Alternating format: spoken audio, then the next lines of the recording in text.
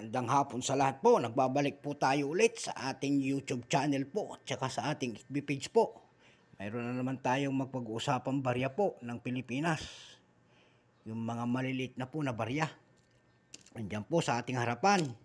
Ayan po. Tinatawag nila na 10 centimo po. Ayan. 10 centimo. Ayan po. 10 centavos. Ayan po. Lady Liberty. Kung tawagin nila po, Lady Liberty. Ayan po. Philippine series po ito. Ayan po. Ayan. Bago natin simulan po ang video ito, maraming salamat po sa ating nanonood ng ating YouTube channel. Pakipindot naman po, naglalambing ang notification bell para ma-update po kayo sa susunod ko pang mga vlog. Ayan po, maraming salamat po sa mga nanonood. Ayan na po. Simulan na po natin ang pagtalakay ng coins na ito. Ang kanyang issue po, Philippines. Ayan po. Period, Republic, 46, up to date. Type, standard circulation coins, years, 1958 hanggang 1966. Ayan po. Value, 10 centavos. Currency po, piso. Composition po, nickel brass. Bigat po na 2.04 grams. Diameter, 17.9 millimeters. Thickness po, 1.19 millimetro po. Shape, round. Orientation po, coin alignment. Demonetized po ito ng January 2, 1998. Ayan po. Number po, N-4475. Reference number po, KM-188. Ayan po. Ayan, coins na ito. Yung 1958 po nito, simulan na natin. Yung 1958 po nito, 10% lang ang ginawa. Ayan po, 10%. 10 million copies lang na piraso.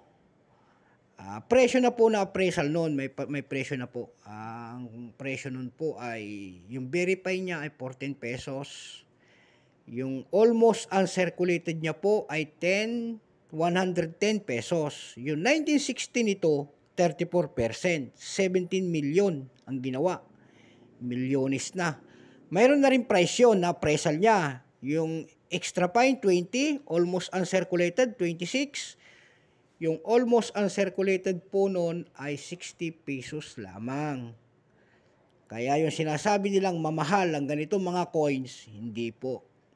Ayan, nakikita na natin, pinapaliwanag natin yung mga price nito, selling price. Yung 1962 naman, 25% po, 50 million ang ginawa. Yung verify niya na appraisal ay 19 pesos. Ganon din ang extra fine. Yung 1963 po, 25% din, 54 million din.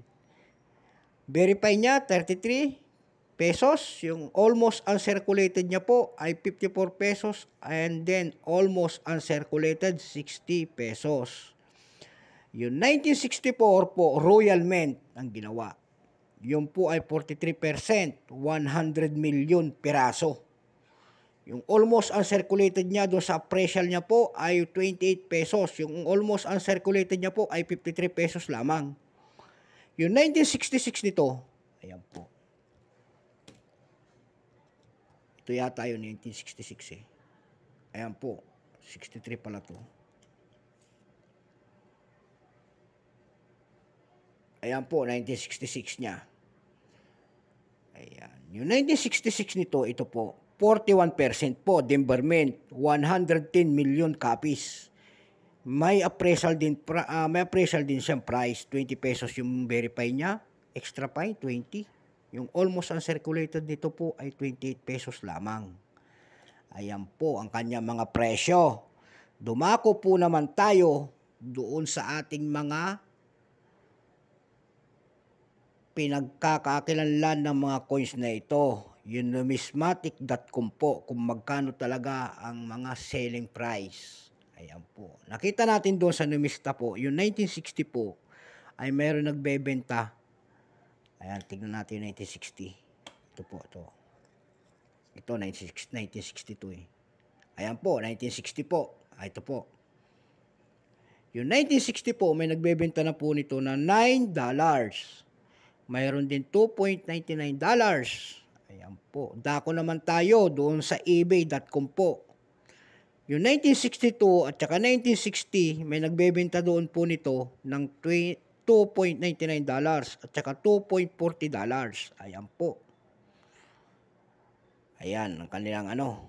Doon naman sa carousel, may nagbebenta po nito ng 75 pesos, 136 pesos, at 282 pesos. Ayun lamang ang pagkakaanoan nating mga price. Kasi mahirap din magagilap ng price nito. Ayan po. Pero po sinasabi nila na mahal, hindi po nalampas ito. Wala pa naghahanap na kolektor sa dami ng ginawa.